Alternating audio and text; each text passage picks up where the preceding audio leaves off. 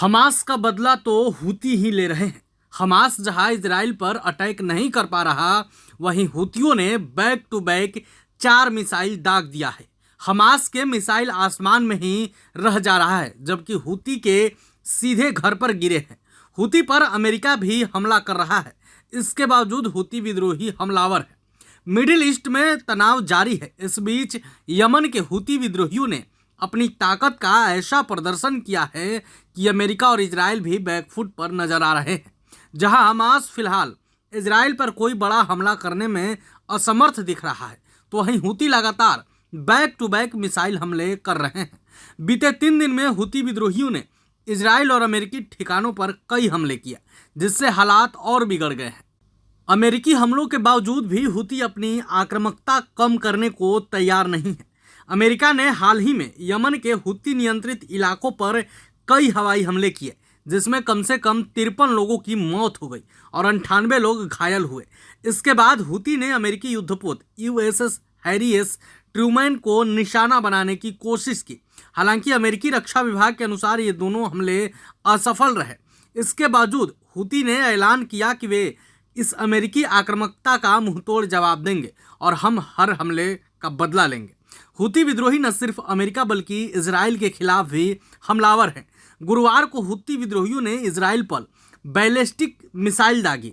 यह missile Israel की वायु सुरक्षा प्रणाली द्वारा बीच में ही नष्ट कर दी गई, लेकिन इससे पूरे देश में अलर्ट जारी कर दिया।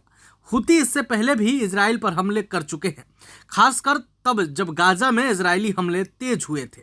हाल के हमलों के बाद इजरायली ने अमेरिका से गुहार लगाई कि वह हूती पर दबाव बनाए, लेकिन वाशिंगटन ने फिलहाल खुद की हालत को संभालने का फैसला लिया है।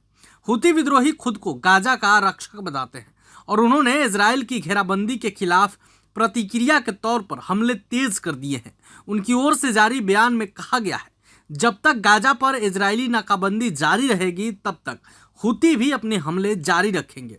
हाल ही में इजराइल ने गाजा की ओर जाने वाली मानवीय सहायता को रोक दिया था, जिसके जवाब में हूती ने रेड सी में इजरायली जहाज़ों पर हमले करने की धमकी दी थी।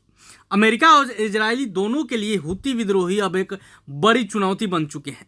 अमेरिका के हवाई हमलों के बावजूद हूती अपने हमलों को और तेज कर रहे हैं।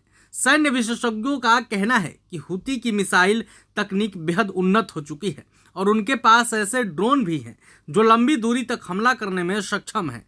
इसके चलते रेड सी और आसपास के इलाकों में व्यापारिक जहाज़ों की सुरक्षा को लेकर भी गंभीर चिंताएं बढ़ गई है। हूती विद्रोहियों की बढ़ती ताकत ने मध्य पूर्व में नए युद्ध की आशंका को जन्म दे दिया है। अगर अमेरिका और इजराइल के खिलाफ हूतियों के हमले जारी रहें, तो इन दोनों देशों को और कड़ी प्रतिक्रिया देनी पड़ सकती है, जिससे हालात और भी बिगड़ सकते हैं। प्रभातखबर.com, विश्वास वही, रफ्तार नहीं।